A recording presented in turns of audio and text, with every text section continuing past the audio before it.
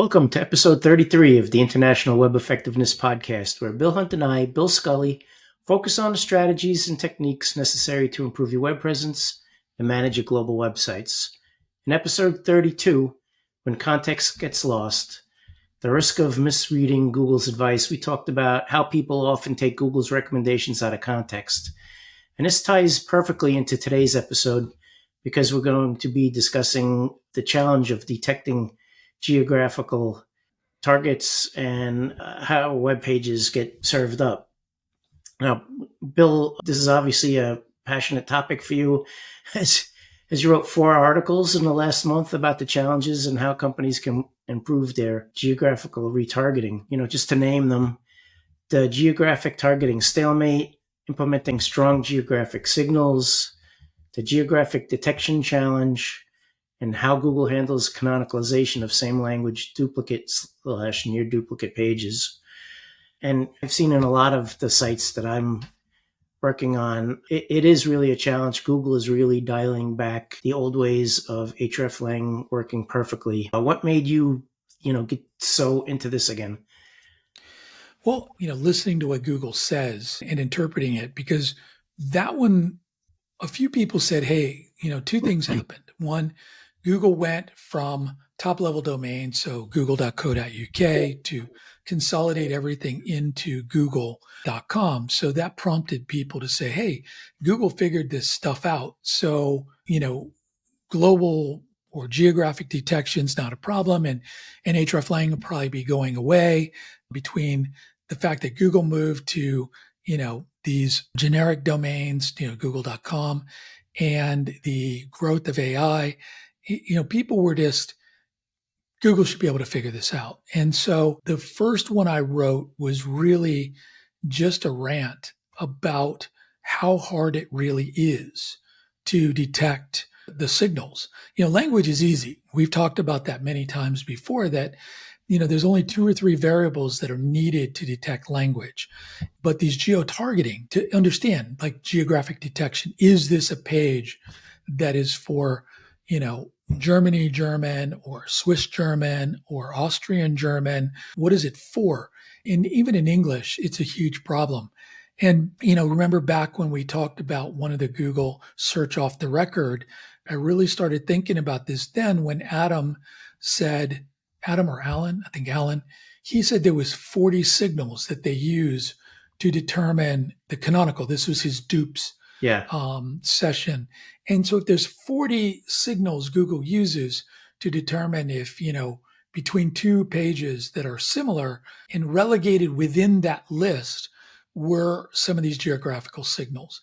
And so I really tried to, I've spent far more time than I should have on this. I've got some crazy models and weighted logic, and I don't know what I'm going to do with it yet, but it was just one of these things where I wanted to really dig into this. I read multiple patents and, articles and research stuff. And at the end of the day, there's a set of signals. And the reality is very few people, and we've talked about this many times in the context of hreflang, that most people use very few of these signals for Google to know that this English language page is for the UK or for Australia.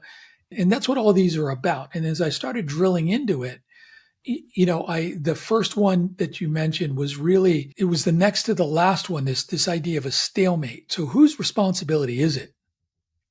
Right? That's what that one is. And we'll talk about that in that context as we go through this. Is it the business owner? Is it their responsibility to put in these variables, to use, and even in the models that I've been working on, I tell you, Bill, I'm going to use the word masterpiece, because I was timing out 3 different AI tools, trying to build this logic and trying to create weightings and probabilities of weightings. And it was crazy. I finally had to put it aside and say, okay, I need to think about something else. But it was very interesting as we were drilling into this, things like CCTLDs, right? A .co.uk, or an even better one is like a .de. We would view that as .de being, a German or Germany domain. Hmm. But what's interesting is when you look at, you know, some German companies, some you've actually worked for, Yeah. they might be using a .de. And if they have all their markets on a .de, what does that do to say their /US folder on a .de? Is that now a US or is that, Germany? And I think and then we get into things like CDNs. As I started looking, I found a lot of CDN settings that weren't necessarily set up correctly. They might have been using just out of the box IP detection. Some were actually sort of geofencing, if you will, meaning, we're really going to take it one level deeper, or that this is Germany, and we're going to take like this US or Australian section if we're using, folders, and we're going to sort of open up those gates. It gets pretty interesting when you really want to nail this down. And that's sort of what this is. And the more I started digging into this, in fact, I actually rolled out, a service that, we'll talk about at the end of this that you and I can offer folks. Or how are you geographically detectable? And then, walking you through mechanisms to put that in. And I think especially in e-commerce, too many companies just simply clone same language markets. Right. And especially like in EU, right? If you've got multiple German or multiple French, they're exactly the same. They're using the same currency. In some cases, they might be using the .eu domain, which has nothing to do with Google and geolocation. So it's interesting. The more you fill in, and this is where Alan talked about on that same podcast, the international iceberg, that most people just think of the stuff that's at the tip of the surface. And then that lead me to, this guide, which is the second one I did. The first one was sort of talking about this idea of these, I think we call it, implementing strong. So we talked about this, and then that came after the challenge. Now, when we talk about the strong geographic signals, I even had to put a, TLDR disclaimer at the top, because I had 2 or 3 people when we posted this actually come back and say, this is too long, too complex. And there lies that challenge of the first article you mentioned, is that stalemate. Yeah. When we've got people in our industry saying, dude, that was even too complex and too much for me to bother reading, simplify this into 3 bullets and give me an easy button. That's when we know we've got a problem. Yeah. And I think that's the challenge. Yeah. I was just talking with a company that they were acquired by a Brazilian company. The Brazilian company was on a CCTLD, and they're rebranding to a .com. They've already migrated the US site to the root level, and they buried the Brazilian site within the root. So now everything US has no folder, everything Brazil has a folder, and they're planning to also add in a language of Spanish. So it gets really complicated. And actually, this triggered, I've been writing an article on multilingual versus multinational websites. It's a really interesting question. Like, you see a lot of US companies consider themselves international, yet when you ask them, what if someone to speak Spanish calls? Can you answer their call? Well, yeah, we have a guy that can do that. Well, that's not the way you run an international company. Right.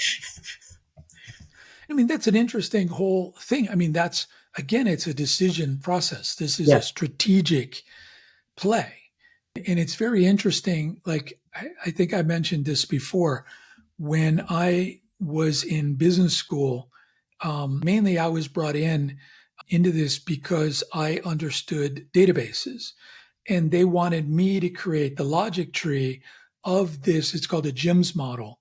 And this model was about the variables that you must consider when you're choosing a mode of entry. And, we've sort of, leapfrog all these historic models of modes of entry with the web. And like you said, we can throw up a website and, put it in Spanish or Portuguese or Dutch or whatever. And magically we're out there in the wild. Whereas, even, pre-internet, there was all these decisions you had to make. And we actually cataloged just short of 1,000 questions and considerations you needed to do before you went into a market. Oh, that's And pretty all of cool. that planning, and this model was actually licensed, and the software that we created as part of it was bought by, I think it was Capgemini or one of those. I don't remember. It was, I was just a contributor to it. And the professor that was wrangling it, I think he ended up doing some, I got my A and I was good. And, but, but that was the interesting thing, right? And then that was the irony of my thesis at the time was, using this thing called the internet to reach overseas markets. And even then, 30 some years ago when I wrote that, I put in that we got to have these strategic grown up decisions about how are we going to represent ourselves? What platform, what, Yeah. all these things. And I think now with the ease of deploying, we are moving away from this. And now I saw 4 or 5 times over the past couple of weeks. I mean, there was one person that, fortunately, I was on vacation and I said, I'm not going to post anything on vacation because I'm not really going to look at LinkedIn or do anything because I just don't need the drama. But this is a person that both of us highly respect. And they made the comment about, mainly because Google's moved to these, moved to google.com and consolidated everything, that everybody should do that. I saw that. And it's like, I just wanted to scream and say, no, it's two different animals, two different reasons. And I think we'll do that on a different podcast. We can drill into that. But That's the whole premise of what we're trying to do, like how to be effective. exactly. Because It's like there's a your million decision. ways to do the same thing, but there's a million different companies, and it drives me crazy when people read something in social media and think that's the answer. Right. Because it's even worse when people say, well, Google did this. Yeah. And the extrapolations off of that, right? Google did it, therefore. And maybe that's a nice little rant that I can do. It's like, well, Google did it, so it's okay for everyone. And Google did it, so it's okay. Now, this problem of geo-targeting or understanding the geographic signals is fixed. The first thing I want to tell these people is Google did have a problem with geographic signals because I have 4 or 5 screen captures where when you did a search for, Google Colombia, Google Mexico showed up in the search results. So, they did have a problem like everybody else with these CCTLDs. But again, Google can manipulate or control or set have a magical switch to say when somebody's looking for something in Colombia or Mexico or France, they don't need the side of this. I did a project back in the day for PayPal when helping them sort of really do their global expansion. And the one thing that was non-negotiable was using anything other than paypal.com. And what was interesting is while there was all this evidence and all the literature said you should use top level domains. The thing that PayPal was insistent on was brand trust. If they introduced, PayPal.es or PayPal.de, Yeah. there was a risk People that could, people may not know it was them. plus you have to set up the security for every single one of those domains. Plus Exactly. all the phishing for all those domains. And so we're not advocating that, hey, Bill just said, well, the Bills just said, do it because it makes your life easier. What we're saying is there was legal, there was strategic, Yeah. there was security, there was all these reasons why they didn't do it. And then on the opposite side of this, there's companies that they're branding, they'll easily drop $1 million or $2 million a year maintaining these CCTLDs by market just because of the brand. Hmm. And because there's other studies that say, if you're not there with a CCTLD, that can be problematic. Again, it's another episode, we can drill into this.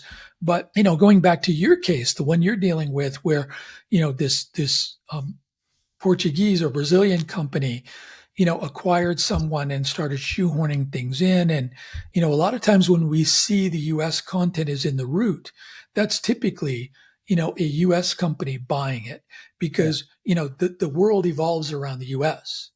And so we don't think of parsing it out. And if you look at a lot of multinationals that have been around since the beginning of the web, and, a lot of them have that, for a long time, like at IBM and HP and a variety of companies I've worked with, the US content was the root.com content. And then markets were broken out. They might have used a ccTLD, but it redirected to the folder language structure. But the US content was always in the root. And it was just that arrogance that we're US, we get the root. We're not relegated out to a folder. And the amount of issues that caused, was astronomical, but nobody was really thinking about the web overhead. And again, it comes back to that stalemate that, for every reason to do something, we probably have 3 internal reasons not to do something. Yeah. And it's not just that people don't know. And so that's where these came from. And let me just interject here. One of the things that after doing all that work about building like these audits and some of these protocols and trying to create these, if then logic trees and trying to create a scoring mechanism for this, I actually told myself, I'm not going to do that. I'm not going to go down this route. And, I've since changed my mind. We're going to do it to some degree, but I'm thinking, my God, if I can't get people to implement hreflang, and especially when I owned hreflang Builder, if I can't convince somebody to use hreflang Builder where we can, in many cases in 30 minutes, 45 minutes, stand up a relatively well integrated hreflang XML sitemap structure, at least for core pages. If I can't get people to do that, what's the likelihood that I'm going to get them to, to weave in 15 to 20 different signals into their cookie cutter websites? Right. All right. And I'm like, oh my God, I'm jumping really from the pan into the fire. But again, it's like there are companies that will listen to this.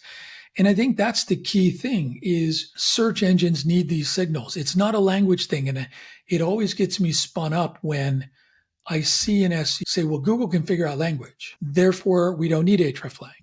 Or we don't need these geo signals. Yeah, language is fine. They have no problem detecting language. But what is that language set for? Here's another one that I have an article I'm about rant on sort of, in my opinion, the potential worthlessness of AI, right? This is a weakness in AI because I put in one of these articles, I put into Perplexity and I put it into Claude and another one, maybe ChatGPT. And I ask about these or the canonical, like I was really trying to break down this canonical signals. So this article that I wrote about how Google handles canonicalization between duplicates and near duplicates, this guy posted on Blue Sky he said, hey, I have a Belgian French page and I have a French page, and they have hreflang in place. And when Google in France is showing my Belgian French, and the question to John was, are you still respecting hreflang? And John's answer was actually pretty interesting. John basically came back and said, his quote is, I suspect this is the same language case where our systems try to simplify things for sites. And we've talked about this where what it's doing is it's actually giving you these factors that are things like the normal things people tell you to do aren't applicable. And that's where my brain's trying to go with this. I even put it into a couple AI agents to see what it said I should do in this case. And what it parroted back, and it gave, Perplexity gave me 3 or 4 links to people that said, number one thing you should do is make sure your canonical is correct. And that's what I'm like, what? So I got two French pages, one's for Belgium, one's for France. They both would be canonical to themselves. Right. Where is canonical even coming into play here? Yeah. Well, Right? it's got to be correct. So It's got to be correct. Now we're assuming it's correct, right? That it is correct.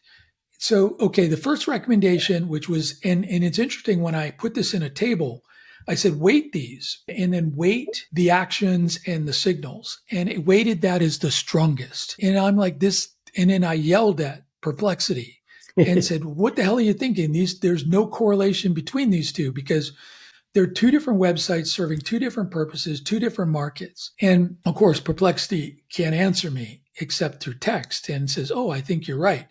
Yeah, that's, and like you said, Bill, it said make sure they're correct. Then, the other ones that it had there was like, make sure that all your HTTP are HTTPS, use things like CCTLDs. And then the other one was internal linking. And these were the strong signals. And it's like, but again, none of those are in this scenario would even be a signal, right? And because, I could see if we had two pages on the same site, on the same Belgian French, and maybe there was a parameter, for color or something, then canonical comes into play. But the canonicals will be to themselves. right. Anyways, I don't want to drill into that much, but the idea is even what ChatGPT, which is supposed to be, brilliant at this, and a couple of the experts saying how to handle this, they just weren't right. Oh, the other big one, the number 2 was the redirects. That's the one I was thinking of. Like, what are we talking about redirects here? It's anyway. So this is what was the things you should do. And then beneath it were the things that you should take into consideration, which is obviously hreflang, all these geo-targeting signals, relevance signals. Too, we've shown examples where there's one that we talked about, I think 3 or 4 episodes ago, where it was a pharma site where they had deployed hreflang and they were saying, Bill, why is Australia or the US still showing up when instead of Australia? We have hreflang in place, it's been working, and for these phrases, it's not working. And so, and one was like active ingredients. And when we looked at the US page and the Australian page, in the US page, they had broken out ingredients like active and inactive. In Australia, they don't have the same legal requirement to break them out. So there was no reference to active ingredients. And so the reference to active ingredients was the US, which is why Google, despite hreflang being in place, was showing that page. And it turned out that was a US phrase that somebody lazily took all the US phrases, dumped them into a rank checker for Australia because nobody in Australia cared about, do we rank for active ingredients of this product name? Because it's just not a requirement in Australia. So the easy way to fix that was take that damn word out of the list. And magically, the hreflang problem went away, right? That's not the right way, but this was a case where a word that wasn't used, and because that word had prominence on the page, Google was taking it. We've had other cases. I just had a situation where one of the regions basically complained that they were losing traffic to the global site, and they did this report. We have hreflang. It's implemented perfectly, and they did a 6-month review of traffic. And I looked at it, and I'm like, this is for a campaign that got launched globally, but not in the US for the first 3 months. It's like, you didn't even have a page. Come on, man. Seriously. I mean, another variation of this is we see a lot with Canada, where a product gets launched, say, in the US, and then Canadians, because especially, border areas, they see US TV commercials. And then they're like, oh, that'd be cool. I'd like that product. And then what happens is for months, that exact same thing, right? 3 months later, they launched the product in Canada. And then we actually show this an example of the report you built. And that's how we were able to demonstrate to them this problem is that when that product launched, they didn't put hreflang in place. And so Google considered that page a duplicate when it did launch. And even when we put hreflang in place, it still took time for it to catch up. And that's the key part of the article that I posted today. is one of the things that was in one of the other articles that I surfaced is, Google has this, and I'm trying to get the right word I use, the Google's processing pipeline. I forget what, 2.5, almost 3 years ago now, I did a keynote at PubCon and I put a slide up what I thought was the application flow, the way Google was processing things. And I had, I'm looking at it now, but it's duplicate content, spam, quality and helpful evaluation. So the whole EAT, usability, so all those goodness, context. Is it in context to the query? And then lastly was hreflang, because you made the point of we've been seeing it taking longer for hreflang to work for people. Like I remember, especially in the early days, up until about maybe 3 years ago, we could deploy an hreflang XML sitemap, get it ingested, and especially if we did a small subset of pages, within 48 hours, that cross-market cannibalization would be gone. Mm-hmm. And then it started slipping. And what we noticed, especially on migrations and that where people weren't doing it right, or they may have a blend of English pages in with the local market, that we saw that it was because of Google's pipeline that we believed. And what I believed, and we've talked about this, that we believed that hreflang processing was being relegated further down the sequence, the chain of events. And I think Alan alluded to this. There was one thing that I talk about in this, why that whole stalemate, why we and they really can't get our act together is, and we made this point about Google actually being separate departments, separate teams, and even the almighty Google doesn't have good collaboration. So many of the Search Off the Record podcasts, mentioned this. Even when we were in New York, there was some ribbing between like the Google Analytics team and the Google Search Console team, and how each has their own master and their own, well, master is not a politically correct word anymore, their own boss, their own agenda, their own whatever. And so in this latest article, I actually resurfaced this idea that many of these variables may get picked up in different phases of this chain, like in the crawling phase. Google may be able to pick up ccTLD, say, oh, okay, here's top level domains.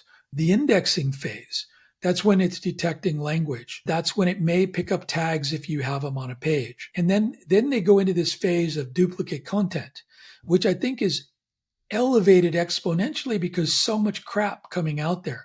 What did we hear in New York? It was 52% of all the content that Google encounters is spam. Yeah. When you have 50% of the content that you're touching is worthless garbage to Google, maybe not to you, but to Google, they're doing things to try to identify that. Yeah, they're a business. There's a cost to indexation. Any company would do the same thing. They don't owe anybody rankings. Right. And so, if Google, if one of those 40 or all or some number of those canonical variables or duplicate variables are tripped during these processes, you're going to be flagged as duplicate. And you can see work we've done, and I totally spaced his name. We'll put it in the show notes. He's got a tool where he's been looking at, the Google indexing dates through the API. And so if you look at those dates, which is what we do on a migration or anytime we're deploying new content, when did Google see it? And, I've written some blog posts about, somebody launched a site, they migrated or launched a new market, didn't have hreflang in place. Google came in shortly thereafter, picked up a subset of pages, and then next thing you know, they weren't. No more of the site was indexed and few of them. And magically, they picked up 72 pages, and you've got 72 duplicate. Google chose a canonical error. And one, because they didn't have local signals, and two, they didn't have hreflang in place. So Google flagged it. And we can see it might take as much as 2 to 3 months until the data table gets refreshed to where it would give an affirmative signal for them to go fetch that page to give it a second look. And I think this is a myth or misconception people have, is that, Google's got these automatic, it's like it picks up a signal, therefore it does an instantaneous reweighting. And okay, now okay, I found hreflang. And especially if you're using it in the page, it's got to do that round robin between pairs to make sure that both pairs have it in place. Right. And You if know, one's we not talked about indexed, this. it doesn't know about the other pair. It It won't doesn't know know. about the return signal. Right. And so this is the interesting thing, right?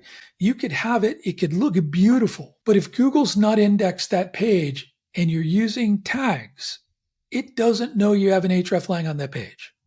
Right. So until it fetches the page, until it gets a signal that says this is worthy of our time, and that's when you start getting, that's why I said the three signals that I think for cross-market pages are, hreflang for one.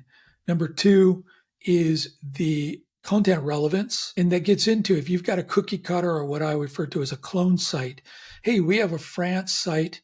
It uses Euro. It's same. It's French. Who cares? We just, make a copy of it, throw it up there where it's 100% duplicate. The only thing that's different, it's now in a BEFR folder. That's not enough of a signal. And so there's no content. Now, the third leg of this can be signal relevance. Are people linking to it? Are there mentions in social media? All those elements that would trigger Google to want to go get this brilliant piece of content, right? And that's all we're talking about is that, if we look at this in totality, if we look at it through those three lenses, and actually need to revise this article to focus more on those three lenses. But the whole point of this was, you've got to trip these switches during this chain of events. And if you're not doing it, or if you're doing it later in your evolution of that content, you may pay the price. And the price is just that simple. You're going to show the wrong page in the wrong market. And are people not going to click in? Is there report cannibalization? And so, again, I will agree with John that it's not, hreflang is no longer this uber magical signal, but it is an amazing signal if you have it in place correctly at the beginning, exactly to your point, and you have some of these other signals that are necessary. And so, what we're saying is go back, take time, look at some of these. I'm going to talk about some. One of the things that I call out is I've had people, one of the people that did reach out and say, hey, I might be interested in this geodetection audit. He said, I'm thinking this might be pretty cool for you to help us with this, but my web team says we're using IP detection and IP redirection. So we don't need this. And What was so your I said, response? well, I said, okay, then what are you doing to Google? Yeah. Is Google able, are you sending Google back to the US? That's one. And he's like, I don't know. First thing If to you check. don't know that, they don't know. How about a check? By the way, we have a service where we can help you do that. Yeah. And it's called, our IP detection verification service. We got to come up with a better name for it. And then the other piece of this is what happens to those people who do a query. And again, I've written about this, especially in Latin America, when you have an Argentina page ranking in Peru. We saw that even though they were ranking number one and people did brand name plus product, it was like almost a rounding error in the number of clicks on that because it had Peru in the title. And the first thing that the web team said, well, let's take the country out of the title. And then we just have the description and then we sort of fool them and then the IP detection may work. But if you've got a country in the title and then here's the other thing that may not work for you. If you're using schema and they see the currency is a different currency in the snippet, then it's just like, okay, let's take UK out. And so they'll see the US. Well, the currency is US dollars, right? So if they see the currency is US dollars, they know they're going to get sent to the US. Because why would the UK page have, US currency on it? It should have the British pounds or Australian dollars. And, I think we're a little, I don't know if the word is lucky, but we could buy anything we want in the United States. We really don't have to purchase things internationally. But in the reverse, internationally, I think people really are going to scrutinize web pages and trust. And if they're landing on the wrong page with wrong language, wrong words used locally, wrong currencies, they're probably not going to give it a second chance. They're just going to hit the back button. Right.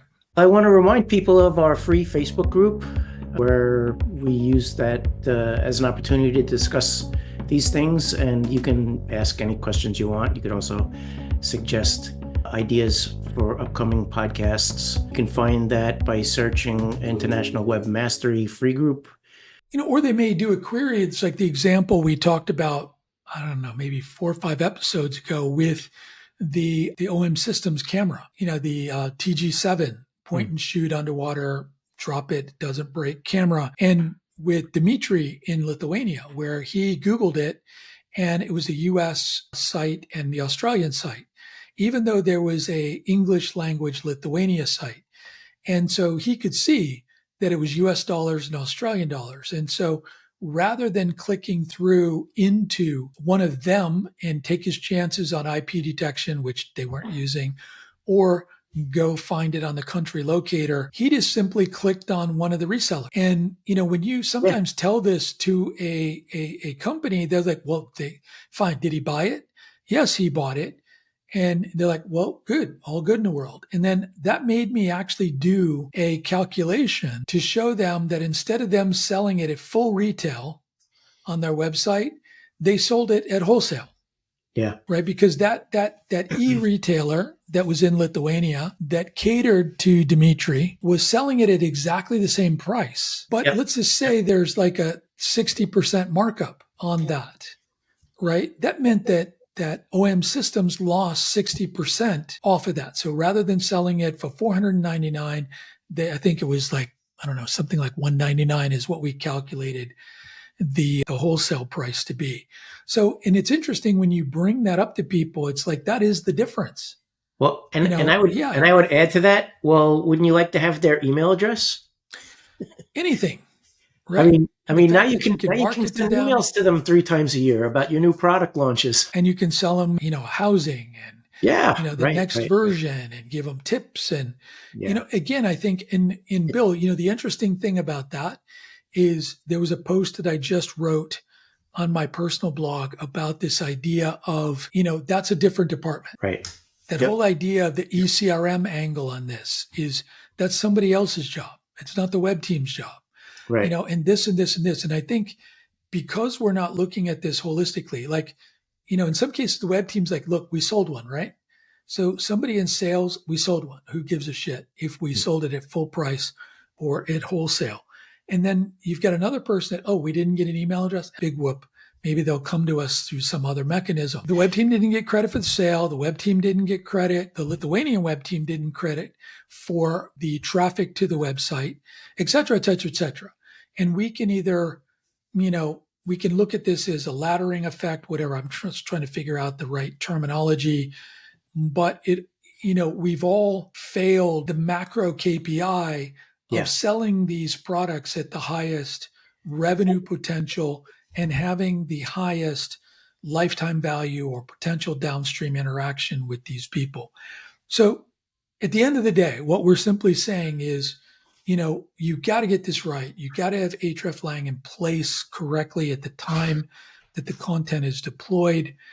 Go back in and do, reach out to us to do a geolocation audit to help you understand how much of this is possible. Do we have signals? Because again, do you have schema in place? And we're going to talk about this on our next episode related to tariffs. People should tune into this, even though because what I saw in trying to find American companies to where we could buy domestic, very few people were using schema, right? And so that in itself was like, oh my God, why aren't people using schema? And so other things like, validating IP behavior, validate language selectors, make sure that we are linking incorrectly. I'd say 9 out of 10 clients when I was working with hreflang Builder, we would scrape their country language selector, and as many as 50% of the links on a language selector or a country language page, the links were broken. Yeah, I just ran into that with another client too. And it was just this weird thing in Cloudflare. But yeah, web efficiency, baby. I mean, that's where you should be heading. Not just contact us. We're here to help you. There's a lot of things to talk about. I mean, let me try to wrap up, and then I'll give you a final chance. You want to treat geotargeting as CX, not SEO plumbing. You want to audit every URL for language, currency, hreflang, accuracy. Stop blaming Google. The signals are our problem. You want to fix conflicting canonicals, remove IP blocks, etc. And then the way to get this done is either make the case or prove money on the table. There's so much more money to be made by making your website more effective. What do you think, Bill? I think you nailed it. I mean, that's the perfect wrap up. It's exactly the three things that I had. Search engines aren't mind readers. If you don't have the signals there, they can't interpret them. This is a systems problem.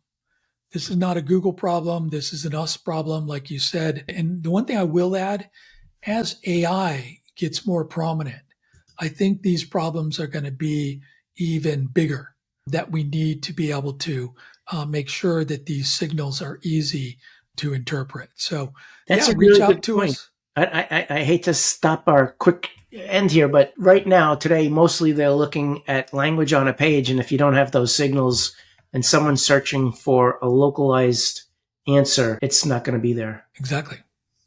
So reach out to us. Again, we can walk you through. We're going to try to build some checklists to share with people on some of these things to think about yourself, but it gets unwieldy fairly quickly. Reach out to us. We can help you do this. We're looking at potentially building a course to highlight some of these, really more on the systems side of this, how to, and Bill, to your point, how to make the case for the justification. Again, in International Web Mastery, we have the course on building a business case. It's got a lot of great tips in there on how you can frame up the business problem, how you can put justification against it, how you can sort of counteract detractors and naysayers. And so you can, sign up for that course and use it to help build the business case. Because again, this is, as I said, this is a little more complex than just simply, puking an hreflang XML sitemap out there. So I think it is going to take, a stronger, more robust business case to be able to implement this. Okay, great. And we're going to have links to all of the articles we mentioned in our notes. We'll also put some links to the references that have been made throughout. And if you find these podcasts of value, please let us know. It would be really great if you took a look at some of our social media accounts and liked us and shared information. We're really passionate about what we're talking about, and we hope that you benefit from this. And there's lots more where this came from. Cool. All right. Thanks, Bill. Talk to you soon. Thanks. Yep. See you next time. Bye. Hey, this is Bill Scully. I just wanted to let you know that we have a free training course called Demystifying hreflang. It includes 6 modules and is over an hour long with a quiz at the end of each module. You can find it at internationalwebmastery.com. Hope to see you there.